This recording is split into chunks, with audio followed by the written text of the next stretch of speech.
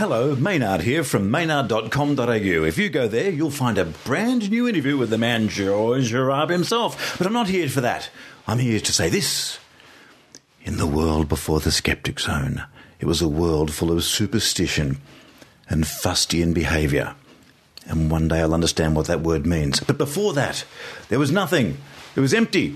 Empty vessel, empty shell, nothing. And then from the void came the Skeptic Zone for 5 years, fighting the fight against fustian things and fustian behaviour and fustyish-ness.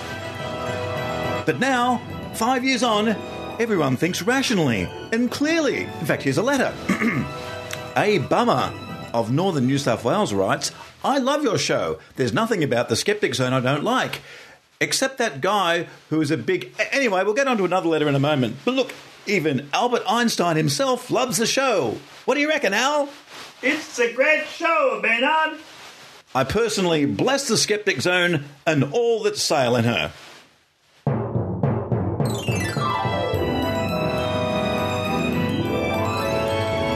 Welcome to the Skeptic Zone, the podcast from Australia for science and reason.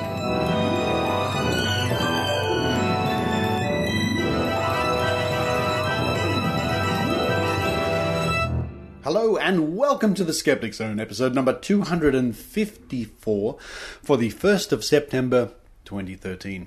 Richard Saunders here with you, and yes, this marks the 5-year anniversary of the Skeptic Zone. Good grief. I think we'll have some more celebrations with Stefan and the gang shortly. We're going to kick off the show with an interview I did with a lovely young student at the University of New South Wales, Tess Corkish. Tess is very interested, very concerned about matters pertaining to climate change, environmental things. She's even written a musical about it, and in this interview, she'll give us her climate change rap. Oh yes. And if you want to help Tess get to the Antarctic, well, that's a strange request, but yes, you can help a young student, a budding young scientist, get to the Antarctic. More details coming up in her interview. And hey, if you've got a spare couple of dollars in your pocket, why not help somebody get to the Antarctic? Following that, it's a week in science from our good friends at the Royal Institution of Australia, www.RiAus.org. Another week in science. It's never ending. And then to round off the show, we have a special report from the recent European Skeptics Congress in Sweden, and a good friend of ours, Shane Greenup from Rebuttal.com. That's RBUTR.com. Rebuttal tells you when the webpage you are visiting has been disputed, rebutted, or contradicted elsewhere on the internet. Shane was our man on the spot to get interviews from the European Skeptics Congress. Thank you, Shane. Thank you very much. I couldn't be there. I'm sad I missed this one. It sounded like a lot of fun, but never mind. Shane was there to grab some interviews for the Skeptic Zone. And some quick announcements. Pamela Gay, the wonderful astronomer Pamela Gay, is making a flying visit to Australia, and part of her program is a Skeptics in the Pub night in Sydney, Sunday, the 15th of September at 5:30 p.m. at the Crown Hotel. That's the corner of Elizabeth and Goulburn Streets, quite near Museum Station. Come and join us to hear what Pamela has to say. There will be a $10 door fee, and all profits go to Pamela's CosmoQuest program. A worthwhile cause, and what a great way to spend a Sunday afternoon in the company of the wonderful astronomer Pamela Gay. More information, www.meetup.com/ostskeptics. Skeptics in the Pub with Dr. Pamela Gay. And from our friends in Victoria, actually I'm in Victoria at the moment. I'm at the house of Steve Roberts, long-time skeptic Steve Robert, who does Dr. Bob's trivia quiz on the Skeptics website. He's out at the moment. I'm all alone. When the fridge is unguarded. Get to that soon.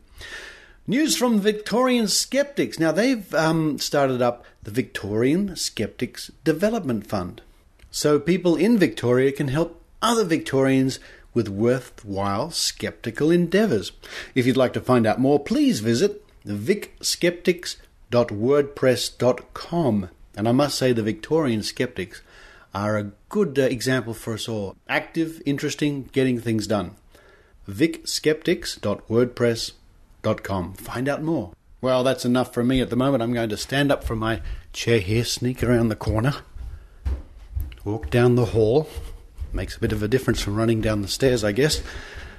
Around this... Oh, I'm in the kitchen now. Open up the fridge. What do we have here? What do we have here? Ah, here it is.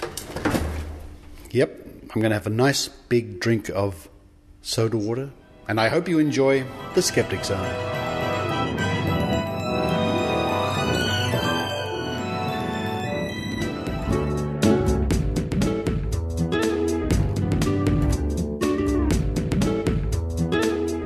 Well, here I am at the University of New South Wales. What a lovely day it is to wander around the campus. And, well, I can't believe it, folks. I've bumped into somebody who also makes origami earrings. I'm flabbergasted. Hello, Tess Corkish. Hi, Richard. Thanks for having me on the program. My pleasure. And I mean it. You're sitting in front of me now. We've got a private meeting room here, and you're wearing origami earrings that you made and an origami necklace. I am so impressed. Yeah. They've been my gifts for friends recently. All the 21st that I've had, I can't afford to get presents for all of them, so I make them. Good. Been a lot of fun. Heavens. I think we should start the origami earring club with 2 members, you and me. Sounds good. I'm really... they're lovely. They're blue cranes you're wearing.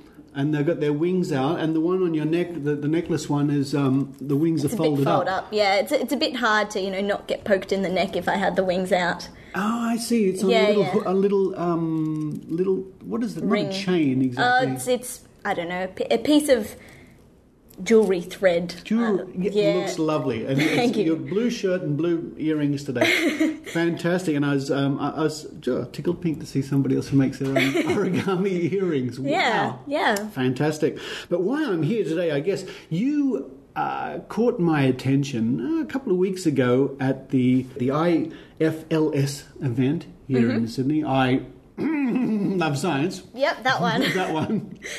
And you came up and said hello, and you performed a scientific rap song for me. I did. It was bit of my hobby recently to write. Well, I wrote a musical about the climate change debate in Australia, and I think my favourite part of it was the rap.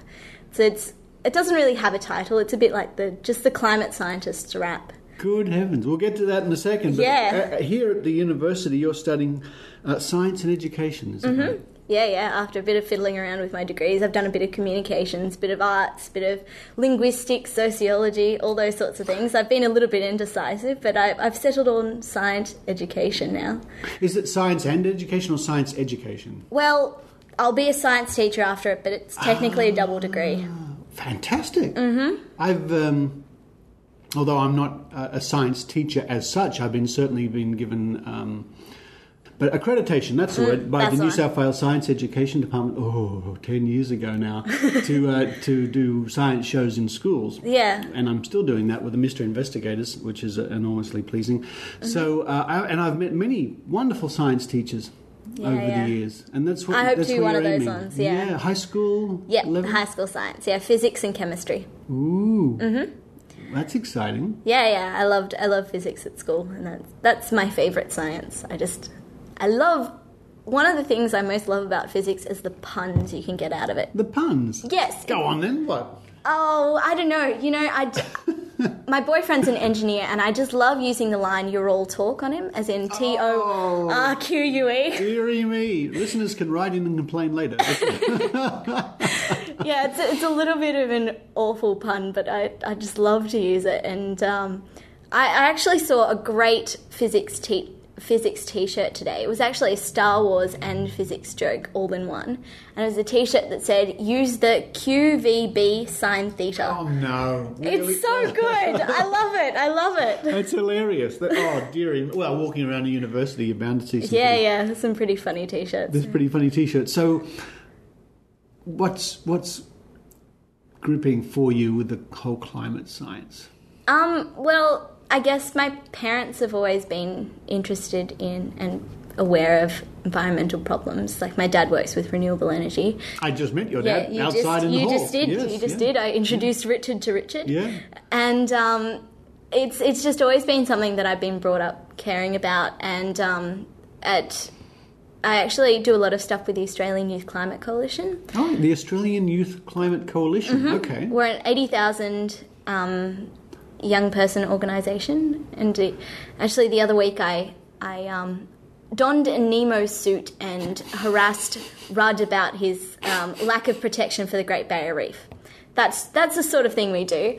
But I went to a youth Action and Policy Association conference in 2008, and I got told about. Well, I started talking about sustainability so much to the point where it became my nickname. And the head of the organisation came up to me afterwards and he said, there's an organisation that's just starting up, the Australian Youth Climate Coalition. You might be interested in getting involved. Here's the website, things like that. And I went to the conference in 2009 and 2011 and 2013, and I've made some amazing friends. And so I came from... at high school, I was really the only one who cared about climate change and wanted to do stuff in school and things like that, and didn't have great amount of teacher support.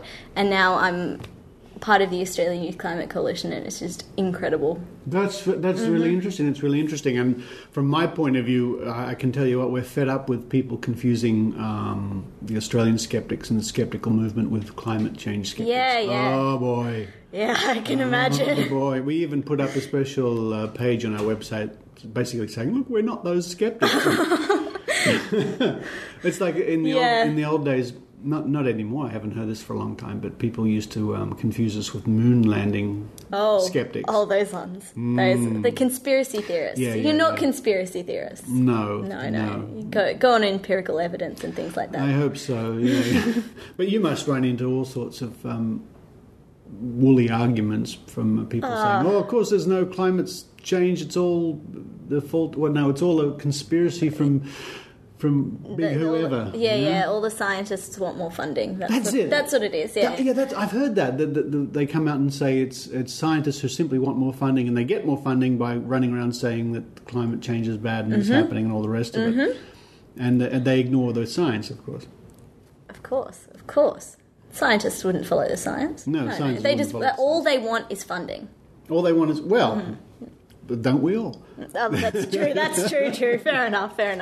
You might be interested then in, I don't know if you've heard of the National Centre for Science Education in the United States?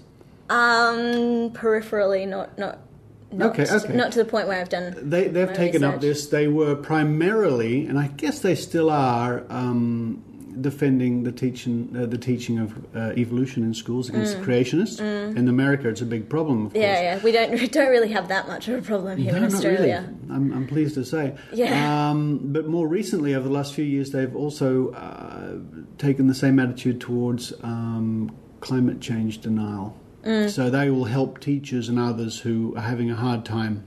Yeah. Trying to teach science. Yeah. I had an odd experience in high school that when I was part of the Environment Committee in Year 11, the teacher who ran the group, I found out she was a climate change skeptic. It was a really strange experience, and I found out, fairly late into the term. Yeah. And it was just such a bizarre experience. Like I struggled to find support within the school structure to get, big action happening. Though I did manage to get solar cells on the roof of the pool at school. Oh, did you? Yeah. My Year 8 science teacher heard what my dad did and thought, we're going to get some solar cells, and we did. So that's my legacy at the school. And what does your dad do? He's the head of the School of Photovoltaic and Renewable Energy Engineering at the University of New South Wales. You must have a big business card. Oh, yeah.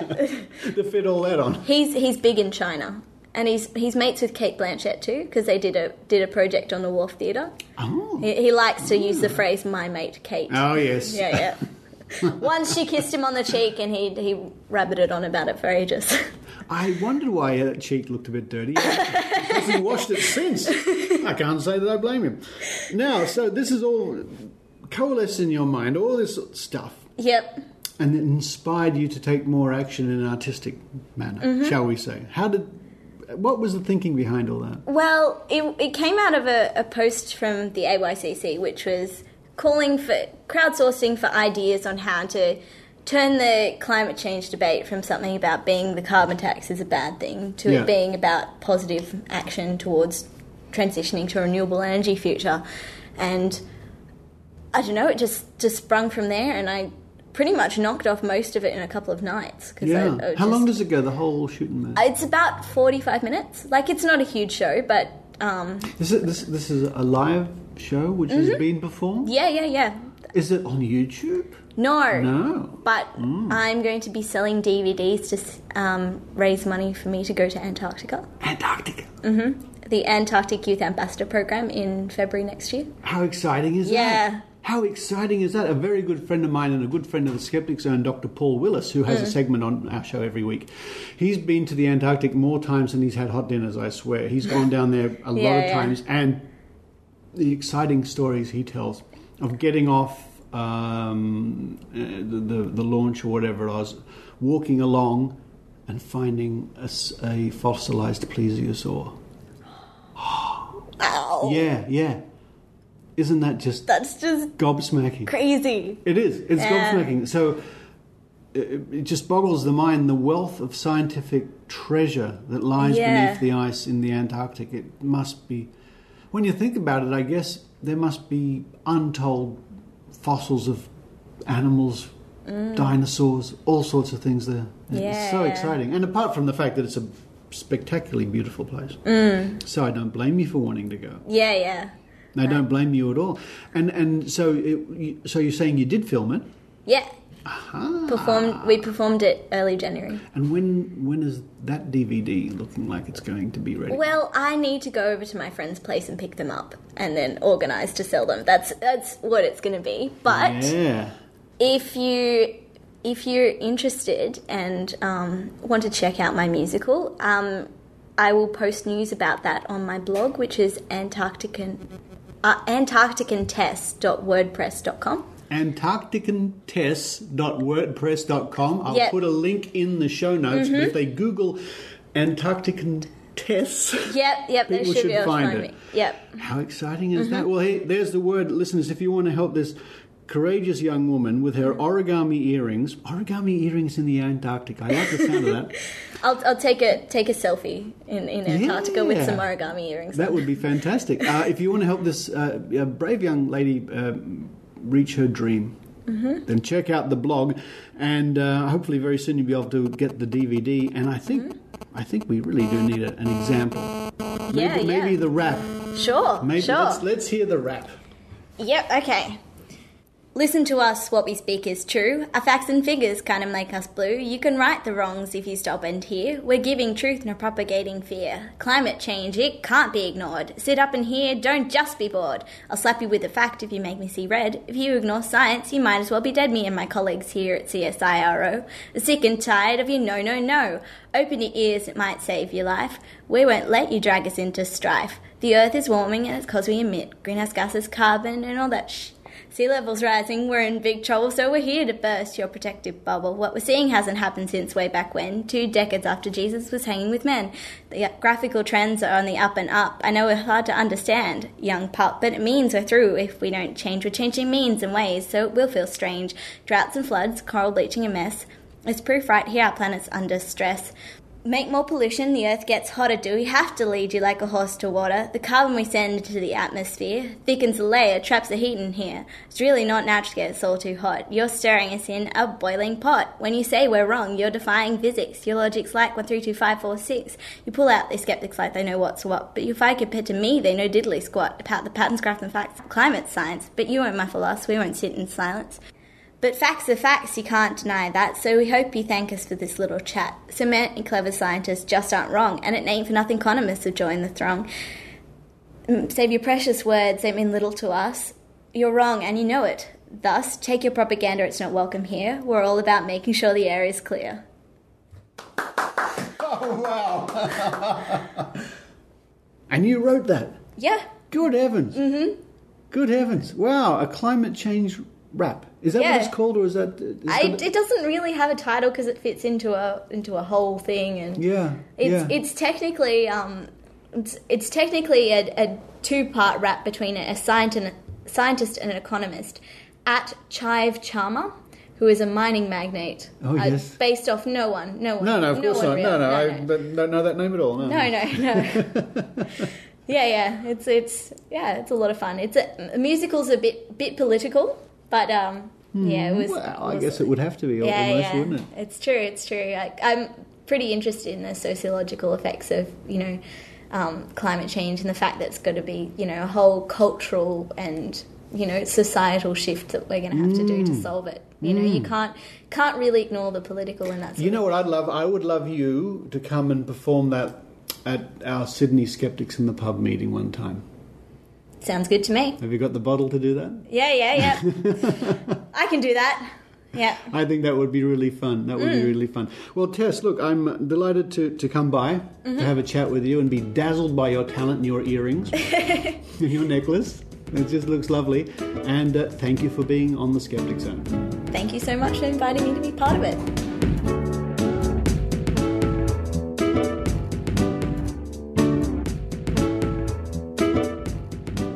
Virtual Skeptics is a weekly web show in which we discuss the latest news in skepticism.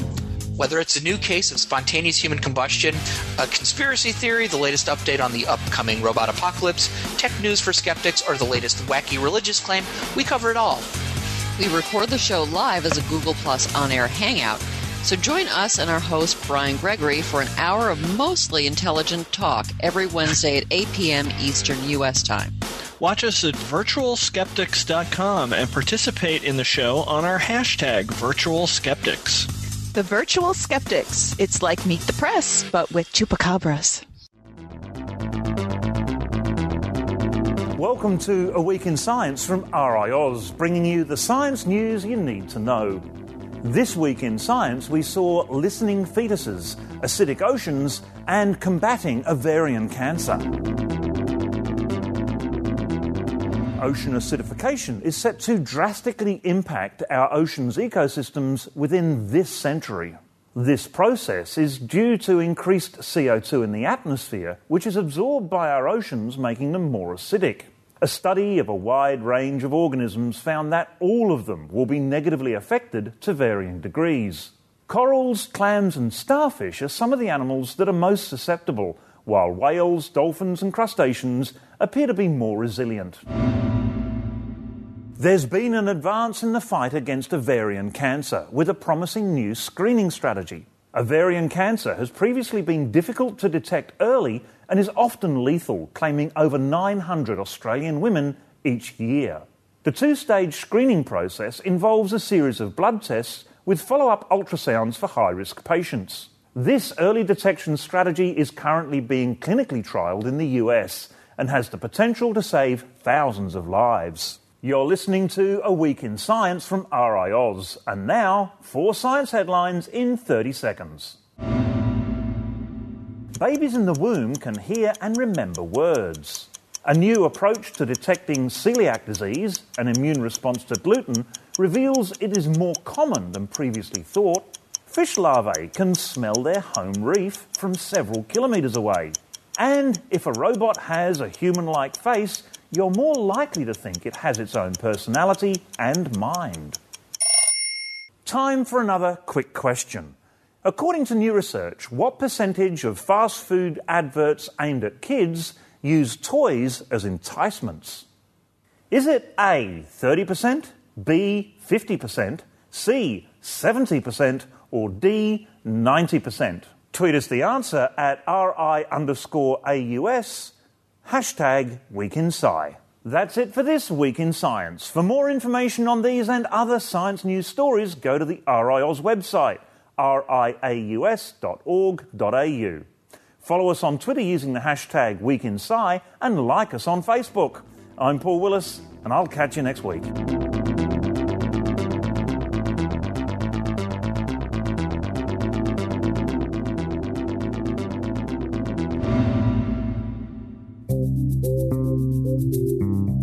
The Skeptic Magazine, the journal from Australian skeptics.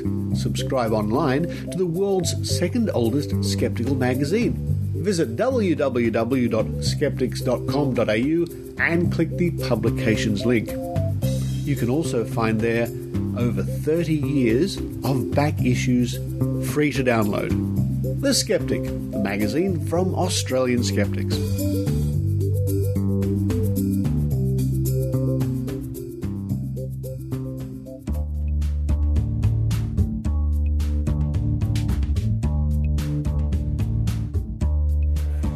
Hello Skeptic Zone, this is Shane Greenup here, the founder of RiAus, and I am at the 15th European Skeptics Congress. I'm going to be doing some interviews for you, and hopefully we find some interesting things to talk about. Hi, so I am here with Michael Marsh. You talked yesterday, wasn't it? Yeah, I did. I talked about my PR and the media stuff and just how much of the news is actually placed there by companies trying to sell you stuff and how you spot this kind of stuff and how you can demonstrate the harm of it. And I think by tracking it or tracking what kind of stories appear in the news over time, you can start to piece together narratives and find the villains and see really interesting sub-stories behind the news of how stuff's getting made, really. Yeah, it's one of my favourite talks of the whole weekend. I really love the way you present it. It's funny and engaging. And one of my favourite things that you talk about is the fourth paragraph rule. Yeah. You may or may not have invented. Yeah, I think so. So the fourth paragraph rule is it's a rule of thumb which says that if there's a company name in the fourth paragraph of the story, then there's a very good chance that's the company who paid for the story. And sometimes it's the third, sometimes it's the fifth, but the key is for it to be high enough up that when an editor starts cutting away the copy at the bottom of the story to fit a smaller space in the newspaper, the company name survives the cut, but it's not so high up that it's obvious in the first line. So the fourth paragraph is normally on average a good place to put it. What I love about having that sort of pointed out is that you can go and talk to everyone else, non-skeptics, everyone, and point out that, there's a name in the fourth paragraph. Yeah. They probably paid for this. Yeah, it is. And you can just go through a newspaper and just go, oh, I see, that's where that story's for. And it becomes a game. Yeah, it's entertaining to do, and you can do it like you do it with teenagers or something, and you teach them something about the world, and maybe they'll read newspapers that little bit more critically. Yeah, and it's impossible now. Anybody who saw the talk or has seen me talk about this elsewhere or heard me talk about it on podcasts and things, I think the Skeptic Zone listeners are probably aware of this stuff that I do, because I think I may have even spoken about it on the show before. And if not, Richard should get me on to talk specifically about it. But I guarantee that anyone who's seen this will then go away and you won't look at a newspaper again the same way. You won't look at a news story online again the same way, because you'll be hunting for who put it there and trying to question what's the motivation. Yeah, exactly. Yeah. It's great work, and really glad you can make it. What is it? So we've been here all weekend. What's your takeaway? What's the best talk? What's your favourite talk aside from your own? I thought Beatrice, her talk on from CICAP, the Italian skeptics, about the stuff they're doing to teach critical thinking to children, and how you can help kids learn science by giving them a prospect like firewalking, and give them the problem and have them sort of take the problem apart and then come up with their own theories and figure out how it works and that kind of stuff. I thought it was just really, really great work. I'm so impressed all the time by the Italian skeptics. I think they're great. I thought Hans Rosling was brilliant. Haley Stevens is a very good friend of mine, and she's always excellent. She's again just I've heard everyone say that this morning. Her talk was just fantastic. Well, she's just someone who's got such an approachable and warm and friendly demeanour, but behind all that, and people would dismiss it very easily sometimes, but behind that they don't realise that there's a huge wealth of knowledge and work.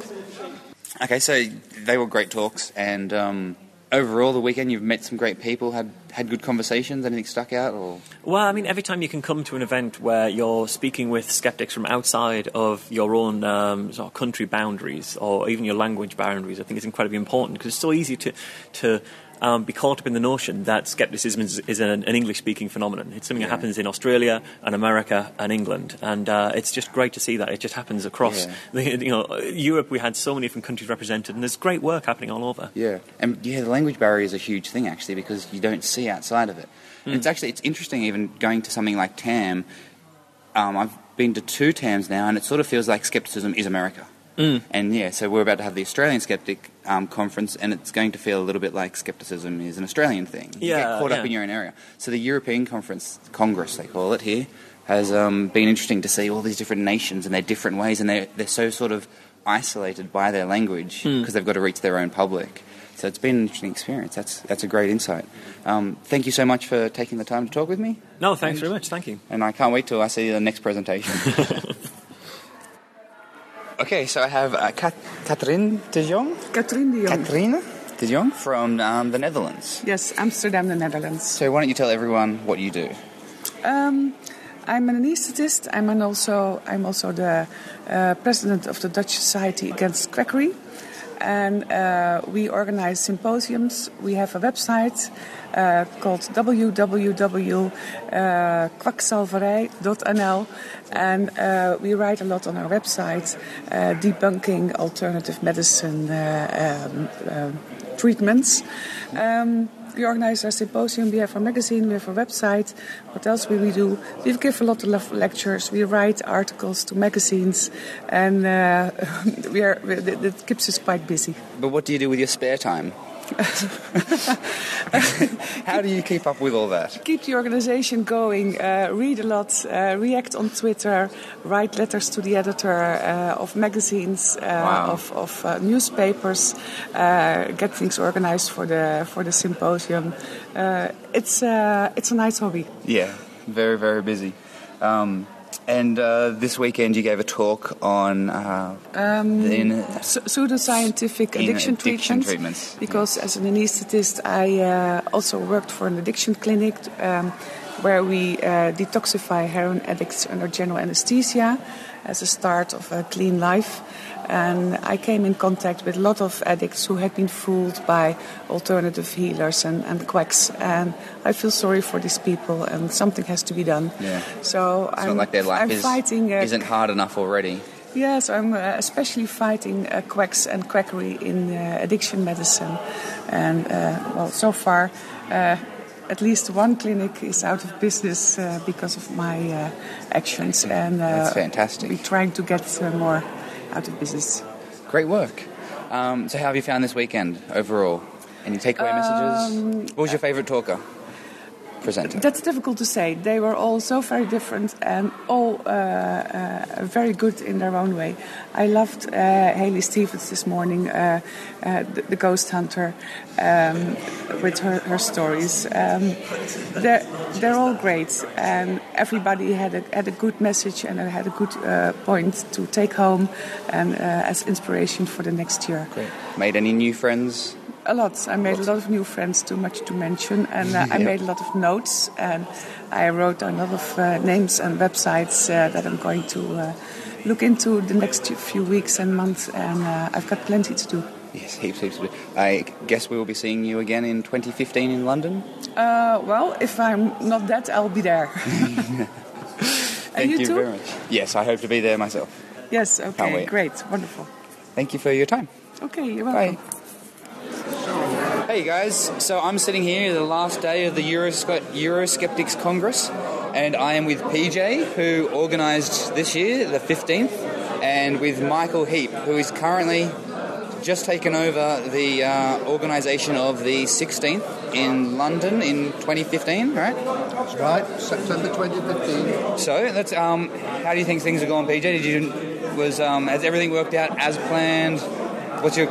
Well, everything hasn't worked as planned, but everyone has had a great experience, and that was the main goal in our planning. So at least we managed with that. And now all I really want to say, because I want to go to sleep quite soon, is very much good luck to Michael. Thank you, PJ. I hope the best for you, and I will try to be in London, definitely. Good, and I hope we make as good a job of it as you have.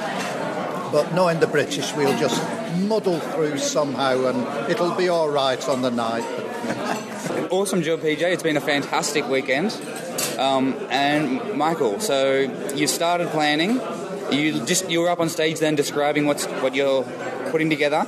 What were some of the names that you're hoping to get? Are you going to start talking to them? Have you got some of them? Well, some of the names that have come up are, of course, Richard Dawkins. Simon Singh is a good possibility. Ben Goldacre is very popular. Edzard Ernst, of course, in alternative medicine. Had somebody mention Stephen Law, who's Professor of Philosophy and a prominent humanist. And then we've had Stephen Fry, yes. We've got him as well, yes, Stephen Fry.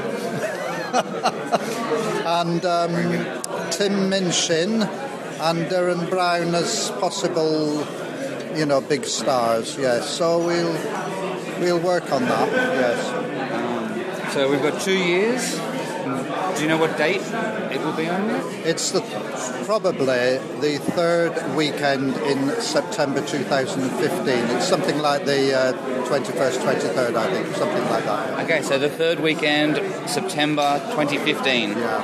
So I'm sure that everyone listening to the Skeptic Zone is going to do their best to make it. Oh, definitely. It's going to be... You must be there. You must be there.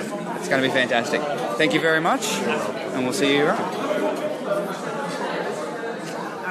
So I've just accosted. How long will we be? We are going to be less than 1 minute because you are leaving to catch a plane right now. But it's very important because you're coming to Australia. I am coming to Australia. Why are you coming to Australia? I'm coming for the National Skeptics Congress. Oh, so you didn't commit a crime? Well, I'm not going to comment on that. I don't have to comment on that. So, you're coming to the Congress, and you're going to be talking about your field of research. I'm going to be talking about various aspects of it, yeah.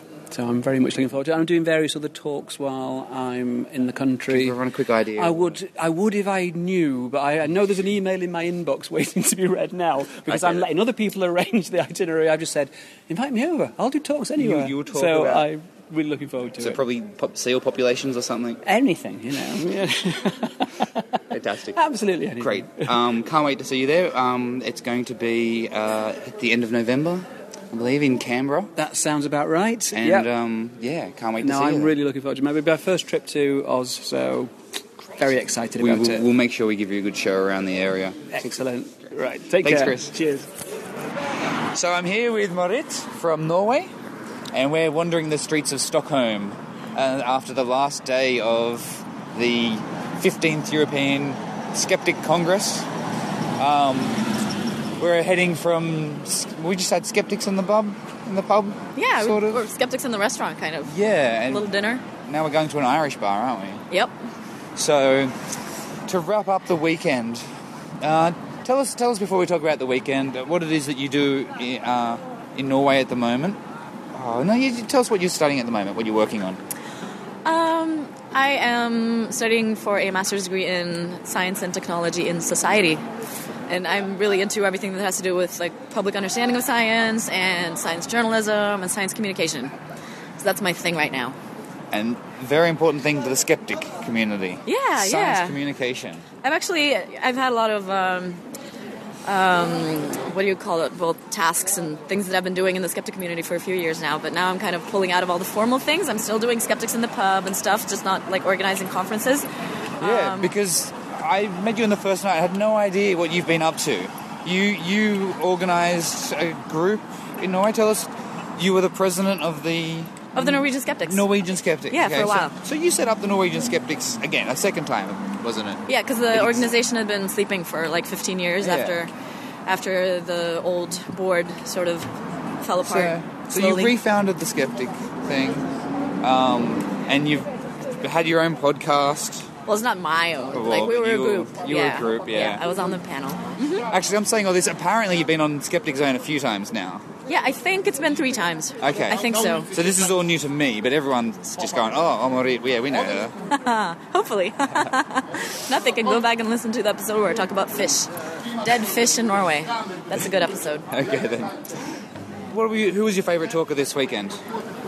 I think I might have to say Hans Rosling and his son. That was really fun. I loved how they present statistics and like their mission about spreading knowledge in society. And they're very constructive about it. They really think about like how this information is useful, to who it's useful, or to whom it's useful. And that was a highlight. Yeah, that's fantastic talk. As everyone knows Hans. Hans's presentation style is fantastic. Yeah. But I agree. It's what they're trying to do with it, and the fact that they're being practical. Yeah. In a really they're useful constructive. way. Yeah, it's great. But of course, there were a lot of great talks. I also loved Michael Marshall's talk. Yeah. He talked about PR and journalism, which was good. It was cleared up a few news stories that were not really news stories, just commercials. Yes. And Haley's stories from Hunting Ghosts were great. Haley Stevens. That was great. Chris French talking about his book. I thought he had a lot of interesting points. I'm really looking forward to reading that book. Oh, great. He will be in Australia soon. Oh, cool. So talking at our conference. So that's a great lead-up. Hopefully lots of listeners will be turning up to the conference and I get to meet more people. Recommended. So, good weekend. Definitely. Finishing on a big night tonight. Going to an Irish bar. We'll it's not over yet. Okay. Bye. Bye.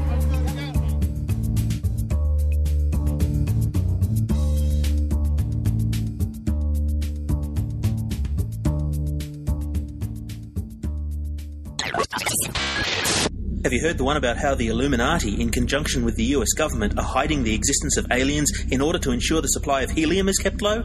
Or that the CIA, the militant wing of the Freemasons, are working with the Elders of Zion to take control of the population of the world through fluoridated chemtrails?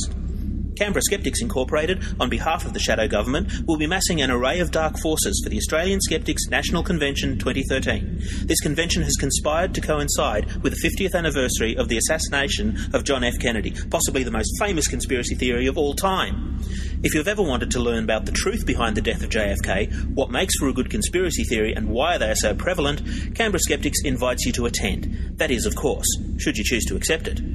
Come to nationalskepticsconvention.org and just remember, they will be watching you.